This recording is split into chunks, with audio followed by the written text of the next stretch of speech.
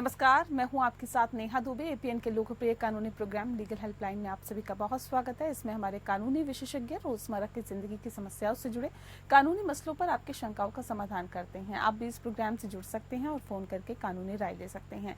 आज हम आपको हड़ताल से जुड़ी हुई जानकारी देंगे। हड़ताल को औद्योगिक विवादों को निपटाने के लिए संगठित श्रम में शस्त्रागार में अंतिम हथियार माना जाता है। जब एक औद्योगिक विवाद के सौहार्दपूर्ण समाधान के लिए अन्य सभी विकल्प समाप्त हो गए और नियोक्ता के साथ बातचीत विफल हो गई तो काम करने वाले कार्रवाई का सहारा लेते हैं। औद्योगिक विवाद अधिनियम के अनुसार एक हड़ताल है और हर हड़ताल अवैध नहीं होती है। जैसे मूल वेतन, बोनस, पीएफ, डीए, ग्रेजुएटी, छुट्टी और छुट्टियों जैसे मामले में सुधार के लिए सामूहिक सौदेबाजी को अन्याय नहीं माना जाता।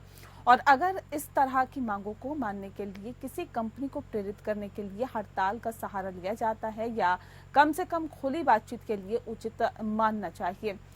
सुप्रीम कोर्ट ने फैसला दिया कि कोर्ट को ये जांच करनी चाहिए कि क्या विवाद को सुलझाने के लिए प्रबंधन ने सभी कानूनी कदम उठाए हैं और काम फिर से शुरू करने के लिए काम करने वालों को प्रेरित किया है। ये तो थी बुनियादी जानकारी। हड़ताल से जुड़े तमाम पहलुओं की ज्यादा जानकारी देंगे हमारे आज के कानूनी विशेषज्ञ अधिवक्ता मनिंद्र दुबे जी। मनिंद्र जी, आपका बहुत स्वागत है। नमस्कार जी, अगर आपका हड़ताल से जुड़ा हुआ कोई भी सवाल है तो आप हमें फोन कर सकते हैं और कानूनी राय ले सकते हैं। नंबर्स आपकी टीवी स्क्रीन पर फ्लैश हो रहे हैं। 0120612793 पर कॉल करिए या फिर 0120612793 पर भी आप हमें कॉल कर सकते हैं। मनिंद्र जी, पहला और महत्वपूर्ण सवाल यही है कि हड़ताल की कानूनी परिभाषा में समझाइए और औद्योगिक विवाद का अर्थ आखिर क्या है। देखिए, हड़ताल का जो प्रावधान है वो इंडस्ट्रियल विवाद अधिनियम 1947 में पास हुआ था। उसमें इसको परिभाषित किया गया है धारा 2Q में। उसके हिसाब से है कि जो कर्मचारियों का वर्ग है या तो पूरे कर्मचारी या उनमें से उसका कुछ वर्ग जो एसोसिएशन भी बनाते हैं, एसोसिएशन से संबंध रखते हैं, अपनी कोई मांग को मंगवाना चाहते हैं और जिसको ये है कि उनका एम्प्लॉयर है, कारखाने फैक्ट्री का मालिक है, नहीं मानता है तो उनको हड़ताल चुनना पड़ता है, क्योंकि अपनी जायज मांगों को मंगवाने के लिए उनके पास दूसरा कोई उपाय नहीं होता है। तो काम करना बंद कर देते हैं, जिससे कि कंपनी का नुकसान हो, और नुकसान होगा तो जो उसके मालिक हैं वो उनसे बात करेंगे, उनकी मांगों को मानेंगे। तो ये जो इनका जो एसोसिएशन है, कर्मचारियों का संघ है, जो काम न करने की जो निर्णय लेते हैं और बैठ जाते हैं कि हम काम नहीं करेंगे, उसको हड़ताल कानूनी रूप से उसे हड़ताल कहा जाता है। और औद्योगिक विवाद जैसे उसका उनके एम्प्लॉयर का, जो उनका नियोक्ता है, उनका और कर्मचारियों के बीच में कोई डिस्प्यूट होता है। कई बार कर्मचारियों का दो वर्ग होता है, उनके बीच में कोई विवाद हो जाता है, या कई बार कर्मचारी का अपने नियोक्ता के साथ में, मतलब जो उनका फैक्ट्री मालिक है उसके साथ में जो विवाद हो जाता है, उसको औद्योगिक विवाद कहते हैं। जी, ठीक है। ये बताइए कि हड़ताल कब अवैध करार दी जाती है, अवैध कब मानी जाती है हड़ताल, और क्या सभी हड़तालें अवैध होती है?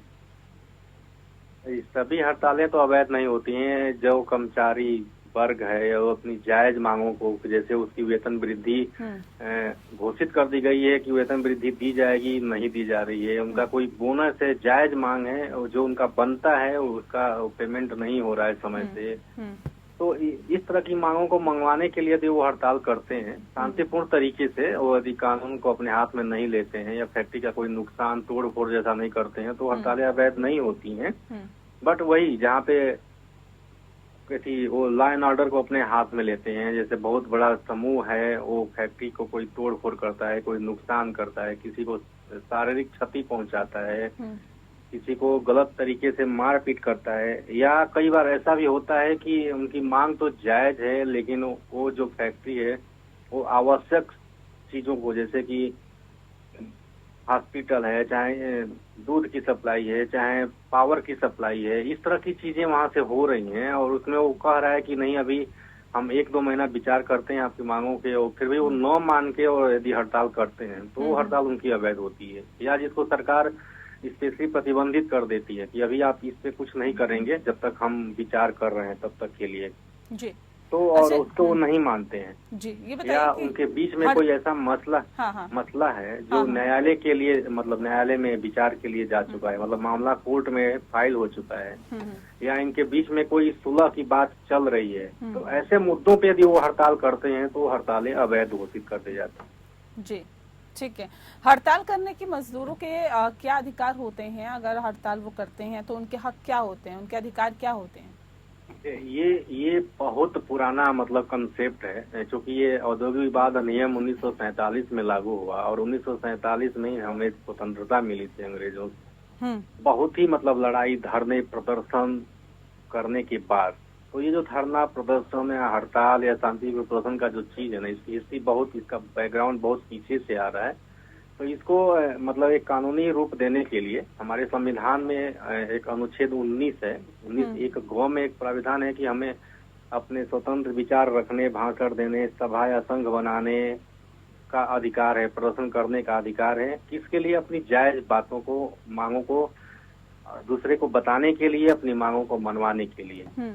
तो इस रूप में उसी तरह से मजदूरों को भी औद्योगिक विवाद अधिनियम में यह दिया गया कि उनकी कोई जायज मांग है, उसकी जिसकी सुनवाई नहीं हो रही है, उसके लिए वो करते हैं, तो उनका वो राइट है। उससे वो अपनी मांगों को मनवाने के लिए मैनेजमेंट से बात करके देख रहे हैं कि बात जिससे कुछ भी सलूशन या हल उसका नहीं निकल रहा है, तो उसको करते हैं, तो वो जायज है, उनका अधिकार है अपनी मांगों को मनवाने के लिए। जी, हड़ताल और तालाबंदी में क्या फर्क होता है, क्या डिफरेंसेस है दोनों में? जी, ये दोनों एक दूसरे के मतलब अब विरोधी हैं। जैसे हड़ताल है जो कि वर्कमैन कर्मचारी हैं जो कारखाने में काम करते हैं, वो यदि काम करना बंद कर देते हैं तो हड़ताल कहा जाता है। वही कंपनी का मालिक है जो फैक्ट्री में ताला लगा देता है, इसलिए उसका नाम ही उसी से तालाबंदी पड़ गया। जी, तो उनको काम करने से रोक देता है, तो वो तालाबंदी है। दोनों में जैसे नियोक्ता यदि काम को नहीं कराने देता, फैक्ट्री बंद कर देता है, तो तालाबंदी कही जाती है। और यदि उस कंपनी कारखाने में काम करने वाले काम करना बंद कर देते हैं तो उसे हड़ताल कर। जी सर, औद्योगिक प्रतिष्ठान में हमले और तालाबंदी को लेकर कानून प्रतिबंधित करती है क्या? जी, इसके लिए औद्योगिक विवाद अधिनियम जो 1947 का है, उसकी धारा 22 और 23 में प्राविधान है, और इसमें कहा गया है कि ऐसी हड़तालें जो धारा 22 और धारा 23 के विरुद्ध हैं, खिलाफ हैं, या उसमें बाद में मतलब बताई गई बातों से हट के हैं, उनके विरुद्ध हैं, तो सारी हड़तालें अवैध घोषित कर दी जाती हैं या हो जाती हैं।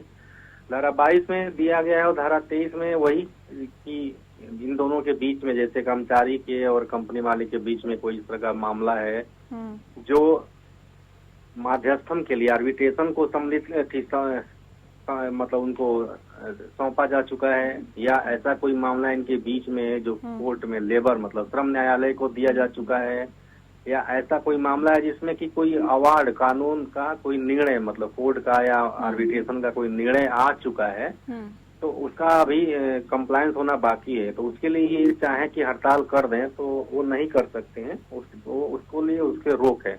जब ऑलरेडी आपका मामला में निर्णय आ चुका है तो उसका समय का इंतजार कीजिए लागू होने का, आप जल्दबाजी में हड़ताल न कीजिए, उसको रोकती है वो धाराएं दोनों। जी, क्या हड़ताली कर्मचारी जो हैं उनके खिलाफ मैनेजमेंट केस दर्ज कर सकता है? अगर हाँ तो किन हालातों में, ऐसी कौन सी सिचुएशन बनती है जब जो मैनेजमेंट है वो हड़ताली कर्मचारियों के खिलाफ केस दर्ज कर सके? जी, जैसे जिन मामलों में जैसे कुछ आवश्यक सेवाएं, कुछ ऐसी कंपनियां होती हैं जो आवश्यक चीजों की सप्लाई करती हैं, आवश्यक सेवाएं देने वाली कंपनीज है, वहाँ पे वो जरूरी है, उसको आप हड़ताल करके बाधित नहीं कर सकते हैं। उससे पब्लिक को बड़े पैमाने पे मतलब नुकसान होगा या बहुत सारी सेवाएं बाधित होंगी। तो इसमें जो मैनेजमेंट है वो सरकार से अनुरोध करके, क्योंकि मैनेजमेंट तो एक शिकायतकर्ता के रूप में होगा, वो सरकार से अनुरोध करेगा, तो जो सरकार है वो उनके ऊपर केस दर्ज कर सकती है, करा सकती है।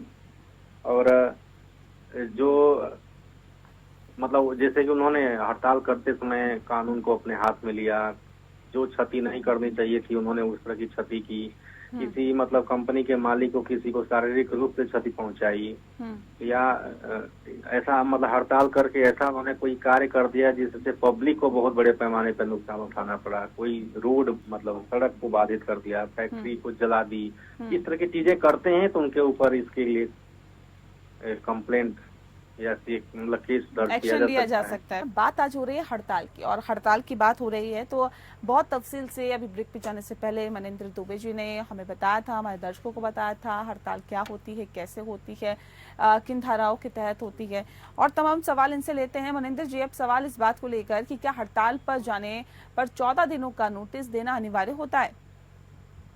जी, जैसे जो इसेंशियल सर्विसेज सप्लाई की जाती है उस सब मामलों में जैसे है कि चाहे कितना भी बड़ा विवाद हो कर्मचारियों के और उनके नियोजक के बीच में, तो आप ऐसे अचानक से बिना बताए बिना सूचना दिए आप हड़ताल पे नहीं जा सकते हैं। क्यों? क्योंकि इससे बहुत बड़े लेवल पे पब्लिक को डिस्टर्बेंस होगा।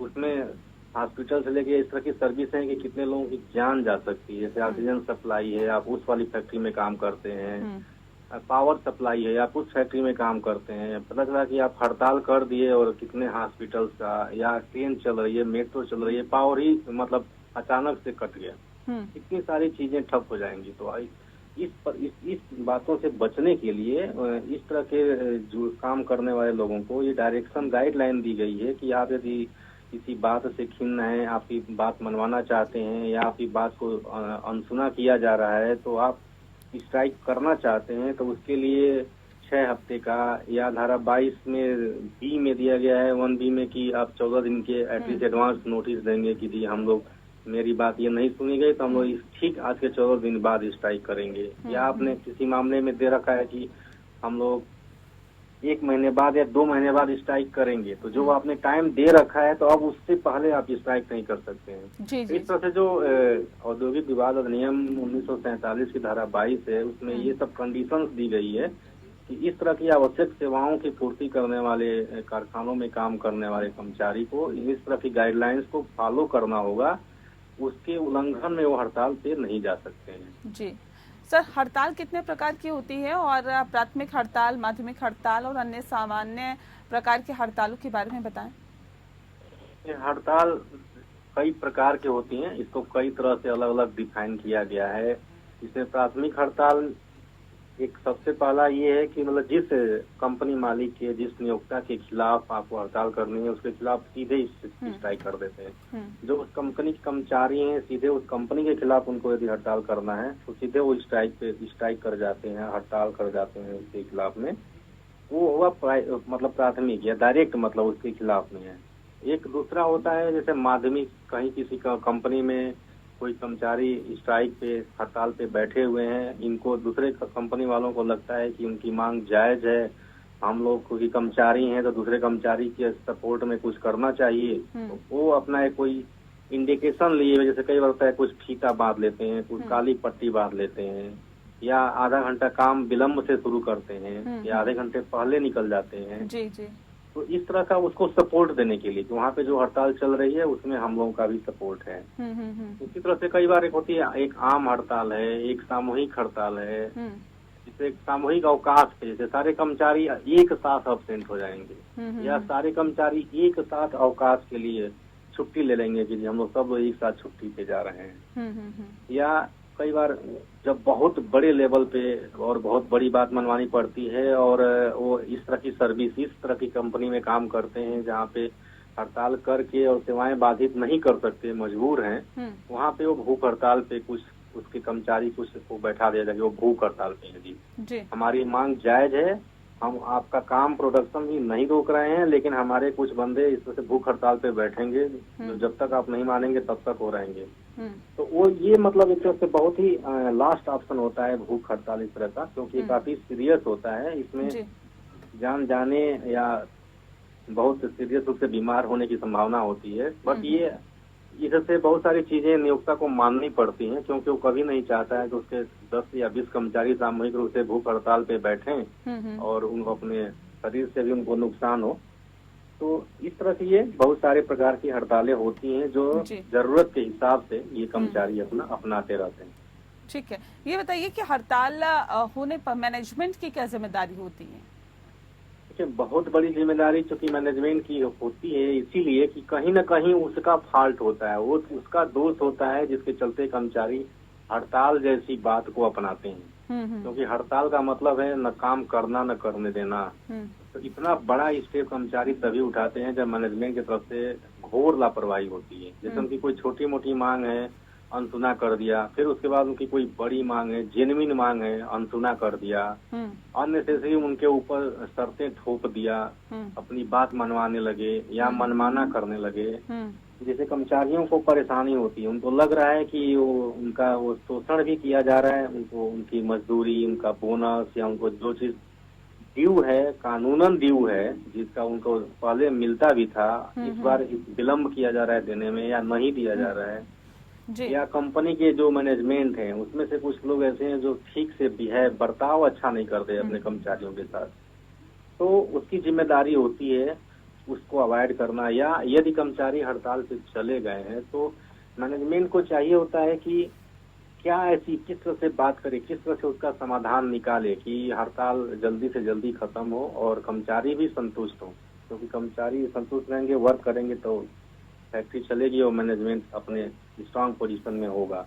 तो मैनेजमेंट की जिम्मेदारी दोनों ही रूपों में होती है। प्लस मैनेजमेंट को ये भी होता है कि जो कर्मचारी हड़ताल पे बैठे हैं ये कहीं गलत मतलब कदम ना उठा लें, इनकी स्ट्राइक एग्रेसिव मतलब बहुत ज्यादा वो नुकसान वाली ना हो जाए। तो लॉ एंड ऑर्डर को भी इनको मतलब पुलिस एजेंसी या चाहे सरकार को सूचित करके और इसमें चैतन्य होना होता है, सावधान होना होता है कि कहीं इस तरह की बगावत भी ना हो, कंपनी का भी नुकसान ना हो, कर्मचारियों का भी नुकसान ना हो, कहीं बड़े लेवल पे पब्लिक का नुकसान ना हो।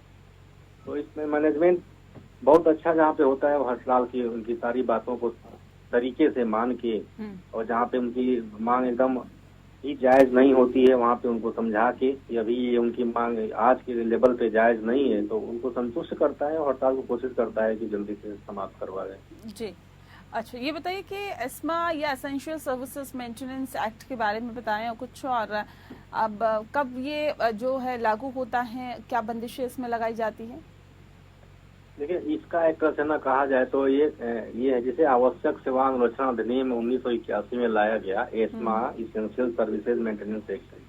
ये अक्सर मतलब न्यूज़पेपर में ये अक्सर आता रहता है कि फलाने जगह पे कर्मचारी नहीं माने, हड़ताल पे गए तो सरकार ने या वहाँ के लोकल एडमिनिस्ट्रेशन ने एस्मा लागू कर दिया, या फलाने स्टेट में, फलाने प्रदेश में या सेंट्रल गवर्नमेंट में। अक्सर मतलब ये न्यूज में हर साल रहता ही रहता है। ये कॉमन पब्लिक के लिए भी नोन है कि सरकार ने एस्मा लगा दिया, प्रतिबंधित कर दिया कि वो हड़ताल करेंगे तो उनके ऊपर कार्रवाई होगी। ये एक ऐसा है कि इसमें कम से कम 18-20 सर्विसेज को आवश्यक घोषित कर दिया गया है इस कानून के अंदर में।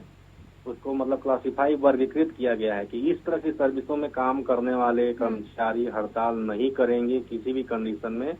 क्योंकि उससे पूरी व्यवस्था ही ठप हो जाएगी, चाहे वो सरकारी हो, प्राइवेट हो, हमारी पूरी मशीनरी। जैसे कि सपोज ट्रांसपोर्ट है, इसमें एक रेलवे चाहे बस हुआ चाहे एयर सर्विस का हुआ, जैसे इसमें है कि आप नहीं कर सकते स्ट्राइक। पता चला कि फ्लाइट सारी बुक्स हैं और उसके जो कर्मचारी हैं स्ट्राइक पे बैठ गए, फ्लाइट जा ही नहीं रही है, ट्रेन बाधित हो गई, ट्रेन चल ही नहीं रही है, या बस या जो सामान ले जाने वाली गाड़ियां हैं, गुड्स, या जो अनाज ले जाने वाली गाड़ियां हैं, या जैसे जो पावर कंपनी है, जैसे कि ट्रेन चल रही है, मेट्रो चल रही है, इतनी सारी पावर, एनर्जी, इलेक्ट्रिसिटी, या जिस भी तरह की, जैसे कोल है जो कि तमाम एनर्जी कंपनियों में कोल जाता है जिससे कि वहाँ प्रोडक्शन एनर्जी का होता है। तो इस तरह की सर्विसों में काम करने वाले जो कर्मचारी होते हैं वहाँ पे सरकार उनको यदि ऐसा कोई संकेत मिलता है कि वो हड़ताल कर सकते हैं या करने वाले हैं, और या कई बार होता है कि वो कर भी देते हैं जबरदस्ती, संघ के प्रभाव में, किसी ग्रुप के प्रभाव में आके कई बार मिसमैनेजमेंट होने के नाते,